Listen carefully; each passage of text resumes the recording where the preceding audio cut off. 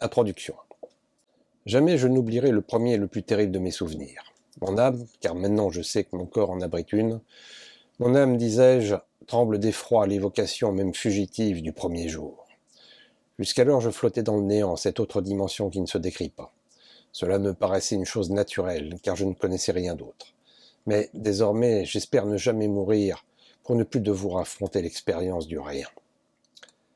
Aujourd'hui, sous un ciel rouge sang, perché sur le plus aride des sommets aux arêtes aussi tranchantes qu'une lame, j'observe avec nostalgie ce qui reste de mon ancienne demeure.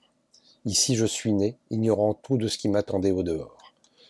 La tristesse m'étreint à la vue de cette petite bâtisse où tout a commencé. Il n'en reste que des murs lézardés et noircis par la chaleur. Le chaume doré de son toit a brûlé, tout comme l'herbe verte qui recouvrait la colline sur laquelle se dressent ces ruines fumantes.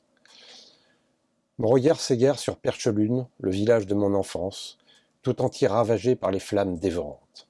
Autrefois pleines de vie, les maisons calcinées ne sont plus désormais que des tombeaux. Savaient-ils à l'époque, tous ces gens qui vivaient ici, que j'allais être l'artisan de leur destruction ? Dans les larmes qui coulent le long de mon visage, chatoient les reflets du passé. Mon histoire est celle de mon maître bien-aimé. Je me remémore mes premiers instants, je revois la lumière.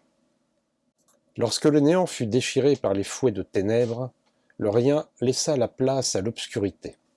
Je flottais dans le vide le plus opaque que l'on puisse imaginer, mais, dès cet instant, je pris conscience d'exister dans un espace que je pouvais définir. Les ombres m'emplirent d'un effroi primaire, incontrôlable. Cependant, au bout d'un certain temps, je finis par les trouver confortables et m'y abandonner avec délectation. Puis surgirent les rayons éclatants. Je tentais désespérément de fuir l'éblouissante clarté qui violait le nid réconfortant que j'avais eu tant de mal à accepter. Ignorant tout de la lumière, je fus terrorisé par cette étreinte à laquelle je ne pouvais échapper. Alors, un kaléidoscope de couleurs se mit à danser, une véritable sarabande autour de moi, me donnant le tournis et m'affolant encore un peu plus. Puis le tourbillon multicolore ralentit et s'arrêta soudain. Pour la première fois, je vis. Je ne compris bien évidemment pas ce que je découvris en cet instant, mais j'appris vite à connaître le réel. Un monde immobile m'entourait, mais, malgré ma vision fort limitée, je me doutais bien qu'autre chose devait exister. Je n'avais pas encore de mots pour nommer ce que je voyais osciller doucement au-dessus de ma tête. Je sus plus tard que c'était un grand lustre de bois, suspendu à un toit de pierre soutenu par 6 poutres vermoulues. La lumière tombait en cascade des multiples bougies qui le garnissaient. C'est alors que j'aperçus pour la première fois le visage de mon maître, dont la tête apparut dans mon champ de vision. Il souriait et ses lèvres bougeaient. À ce moment-là, je ne savais pas encore qu'il existait des sons. Le nouveau venu avait la vénérable allure d'un vieil homme aux longs cheveux blanchis par l'âge. Sa peau avait pris la teinte du parchemin et ses yeux très clairs m'intriguaient plus que tout ce que j'avais découvert jusqu'à présent. Il avait chaussé une paire de lorgnons tordus et attaché sa longue barbe grise pour éviter qu'elle ne le gêne pendant son délicat travail. D'un regard bienveillant, il avait empli mon cœur d'un amour impérissable. Le souvenir de sa présence m'inspire encore aujourd'hui un sentiment de bien-être. Je sus, dès ce premier jour de ma vie, que rien ne pourrait me séparer de lui. Ce bonheur, je voudrais pouvoir le lui rendre jusqu'à la fin des temps. Des jours durant, je restais ainsi, le regard fixe et rivé au plafond de cette modeste demeure. Lorsque mon maître disparaissait, un intense sentiment de panique s'emparait de tout mon être, et je ne retrouvais mon calme que lorsqu'il se penchait de nouveau sur moi. De temps en temps, je me souviens, il soufflait les bougies du lustre. Le retour des ténèbres me plongeait dans une angoisse infinie. Elle n'était plus le cocon douillet dans lequel je m'étais réfugié en sortant du rien, mais un étau terrible qui m'étouffait puisqu'il m'empêchait de voir. Je craignais surtout qu'elle ne me ramène au néant. Dès que la lumière revenait, je m'empressais de m'abreuver des multiples détails qui s'offraient à moi, de peur qu'un jour tout cela ne disparaisse. Au bout d'un certain temps, je finis par reconnaître toutes les petites créatures qui avaient élu domicile dans l'une des poutres de la maison. Il y avait des mites, des vers et d'autres insectes de formes diverses. Je leur donnai à chacune un nom et je suivis avec la plus grande attention leurs allées et venues.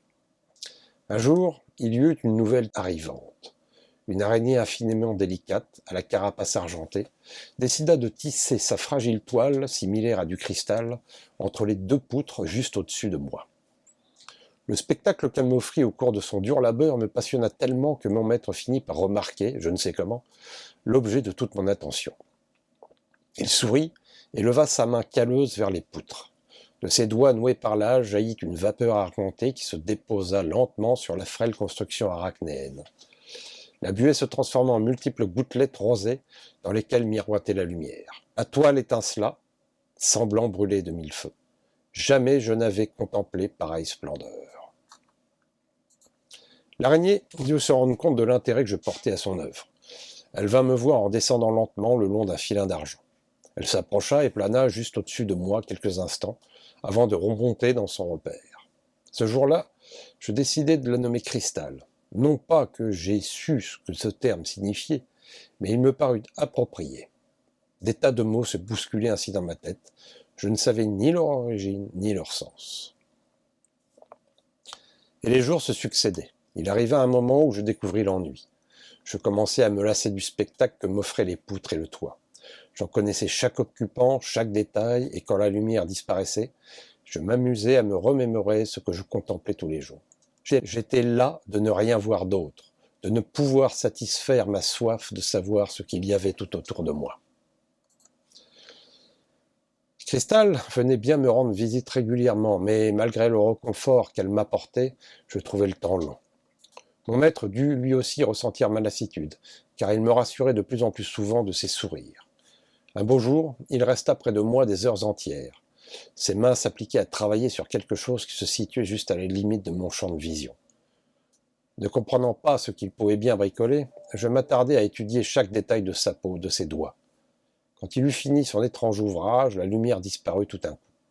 D'ordinaire, lorsqu'il soufflait les chandelles du lustre, je m'attendais à me retrouver dans le noir, mais là, la nuit tomba sans avertissement. Je fus pris de panique, puis la lumière réapparut, pour disparaître à nouveau. Mais cette fois, les ténèbres n'étaient pas uniformes. Des lueurs orangées et de petits éclairs blancs flottaient devant moi et glissaient lentement sur les côtés de mon champ de vision. Cet étrange phénomène ne cessait de se répéter. Alors je m'aperçus que je pouvais contrôler l'apparition et la disparition du voile qui s'abattait sur moi. J'appris ensuite que mon maître m'avait fabriqué des paupières. Je jouais alors à chasser puis à ramener la lumière. Désormais, j'en étais le maître. Pendant ce temps, mon créateur avait installé juste à côté un établi qui débordait d'outils. Il travailla de longues heures et, un beau jour, je pus enfin bouger les yeux. Je m'amusais à les faire tourner dans tous les sens, ce qui semblait beaucoup divertir le vieil homme. Enfin, je pouvais observer bien plus que le plafond délabré. Mon maître vivait dans une petite maison de bois où s'entassait un fatras impressionnant. Les multiples étagères disparaissaient sous des monceaux de parchemins, un tas d'alambics, de cornues et de fioles pleines d'élixirs variés. Une table croulait sous les livres, une autre sous des liasses de papier couverts, d'étranges esquisses représentant différentes créatures dont j'ignorais tout. Même sur le lit du vieil homme, il ne restait guère de place pour s'allonger. Il est vrai qu'il ne se couchait que rarement, car il préférait dormir dans un vieux fauteuil de cuir tout décrépit. Je ne pouvais voir ce qui se trouvait derrière moi, mais je découvris plus tard qu'il n'y avait là qu'un modeste réduit où le vieillard faisait sa toilette et cuisinait le peu de nourriture qu'il absorbait. À partir du jour où je pus bouger les yeux, mon maître demeura presque en permanence au-dessus de ma tête. Il la travaillait à l'aide d'instruments biscornus, des scies, des vrilles, des rabots, des marteaux, etc. S'ouvrirent alors pour moi, coup sur coup, les portes du royaume des sons et des odeurs. En ce qui concerne le premier, j'estime qu'il aurait pu attendre de m'avoir achevé, car il n'y a rien de plus désagréable que d'entendre le bruit d'une scie ou celui d'un marteau manié sur soi quand on ne sait pas à quoi cela correspond. Les odeurs, quant à elles, me fascinèrent. Il y en avait de toutes sortes. Certaines étaient douces et agréables, d'autres repoussantes ou inquiétantes. Je me souviens du jour où une grande flamme apparut venant d'une jambe qu'il était en train de fignoler. Le relent qui s'en dégagea fut instantanément classé dans mon répertoire des sensations olfactives nuisibles, angoissantes, en tout cas extrêmement désagréables. L'ouïe, une fois que j'y fus habitué, devint pour moi une découverte aussi importante que la vue. Il était fascinant d'apprendre à quel phénomène les bruits correspondaient et d'où ils provenaient. Tout comme les odeurs, certains étaient agréables, comme la voix de mon créateur, le chant de la pluie sur le toit ou le crissement de la plume sur le papier. D'autres, en revanche, étaient déplaisants, voire terrifiants, comme les ronflements de mon maître, que j'eus beaucoup de mal à identifier, ainsi que les bruits bizarres qu'il générait en disparaissant de mon champ de vision. Le vieil homme me parlait peu. Il me nommait certaines choses, mais le plus souvent, il se contentait de soliloquer, généralement pour se couvrir d'insultes à la suite de maladresses. Parfois, lorsque je ne le voyais pas, je l'entendais émettre des sons extrêmement curieux. Il semblait utiliser un autre langage, dont la sonorité évoquait l'aube des temps et des abîmes sans fond. Si je n'avais pas été certain à cette époque que nous étions les seuls occupants de ce refuge, j'aurais juré que quelqu'un ou quelque chose lui répondait, quelque chose qui n'était pas comme lui. Enfin, vint l'instant où je pris conscience de mon corps et des sensations qui l'habitaient. Ce jour-là, mon maître agita au-dessus de moi une grande plaque qui donnait sur un autre monde, un monde dont l'un des habitants me dévisageait. C'est du moins ce que je crus en me voyant pour la première fois dans un miroir. Je réalisais bien vite que cette petite chose allongée sur une table de pierre, qui écarquillait des yeux semblables à deux perles d'océan, ne pouvait être que moi. Il m'avait créé petit, moins d'1 mètre, et façonné dans un bois extrêmement robuste, mais d'une étrange souplesse, ce qui me permettait de me mouvoir sans aucune gêne. Mon corps ressemblait à celui d'un petit garçon, mais un petit garçon doté d'une jolie paire d'ailes diaphanes. Avec application et curiosité, je parvins à comprendre l'utilité des différents éléments qui me composaient. Je découvris mon nez, mes oreilles, mes yeux, mes bras et mes jambes, que je me plaisais à agiter vigoureusement. Enfin, après de longues heures d'apprentissage et de recherche, j'arrêtai un doigt hésitant sur la longue ligne horizontale qui barrait mon visage, juste au-dessous de mon nez. Mon maître m'expliqua que c'était une bouche et que, grâce à elle, je pouvais émettre des sons. Je ne me le fis pas dire 2 fois et me mis à proférer les bruits les plus saugrenus que l'on puisse imaginer. Je ne m'en lassais pas, mais je remarquai bien vite que mon maître, lui, aurait aimé que j'arrête cette cacophonie insupportable. Fort heureusement, mon créateur était doué d'une infinie patience. L'étude de mes mains lui avait déjà coûté un bon nombre de poils de barbe. Je trouvais très drôle de refermer mes petits doigts sur ces longs filins blancs et de tirer dessus.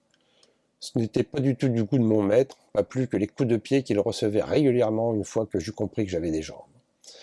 Quand il en eut assez de se faire molester, il m'apprit à manipuler un tas de petits objets que je faisais tourner dans tous les sens. Cela m'occupa un temps, jusqu'à ce que je me mette à les jeter le plus loin possible. Dès que je pus me lever, la première idée qui me vint à l'esprit fut de me retourner pour voir ce qu'il y avait derrière moi, afin de découvrir enfin l'origine de certains bruits étranges. Je fus déçu. Il n'y avait là qu'une cuve de métal avec un peu d'eau, un trou sans fond creusé dans la terre et un vieux fourneau sur lequel sifflotait une bouilloire. Cependant, il me sembla discerner un passage maladroitement dissimulé par quelques vêtements accrochés au patère de bois. Me réservant de percer ce mystère un autre jour, j'entrepris de perfectionner mon langage, mais cette fois plus sérieusement. Je me mis à poser moult questions, ce qui finit par irriter le vieil homme. Il me traitait de pie et menaça même de me transformer en bois de chauffage si je n'arrêtais pas de jacasser. Vexé, je me réfugiai alors dans le silence le plus total, refusant de donner le moindre signe de vie. Mon maître fut le premier à céder.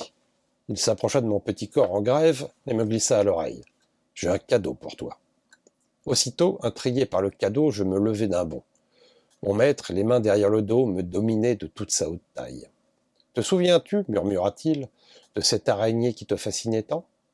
Je hochai énergiquement la tête, refusant encore de reprendre la parole tant qu'il ne m'aurait pas montré mon cadeau. J'avais rapidement appris qu'il fallait toujours s'approprier un présent le plus tôt possible.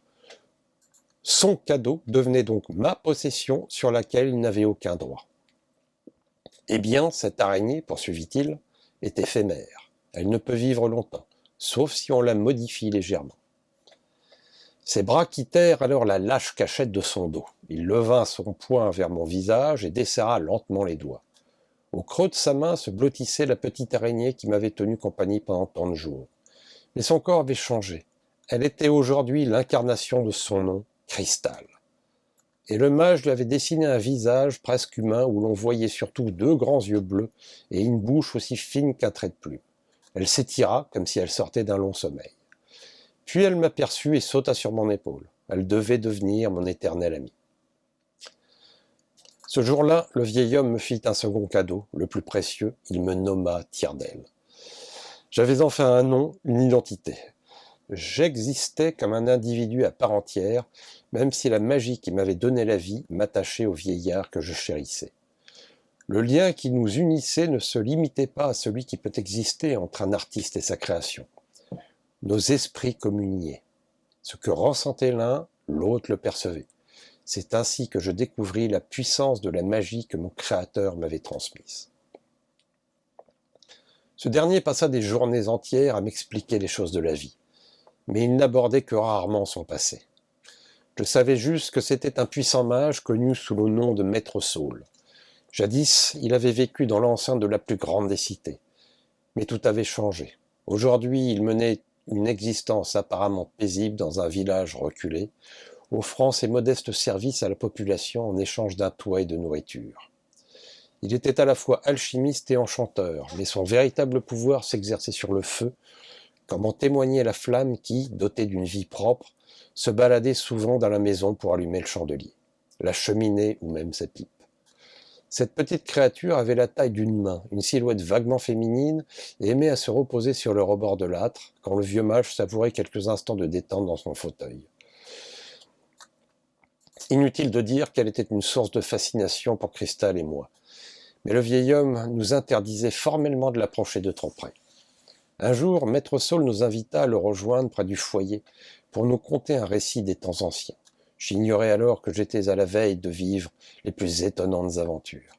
C'est pourtant en cet instant que commence vraiment mon histoire. Une histoire que je vais tenter de vous narrer le plus fidèlement possible. Tyrrell posa son journal, dans lequel il avait entrepris de relater les péripéties de son incroyable existence. Il ferma les yeux et une foule de souvenirs lui revinrent à l'esprit.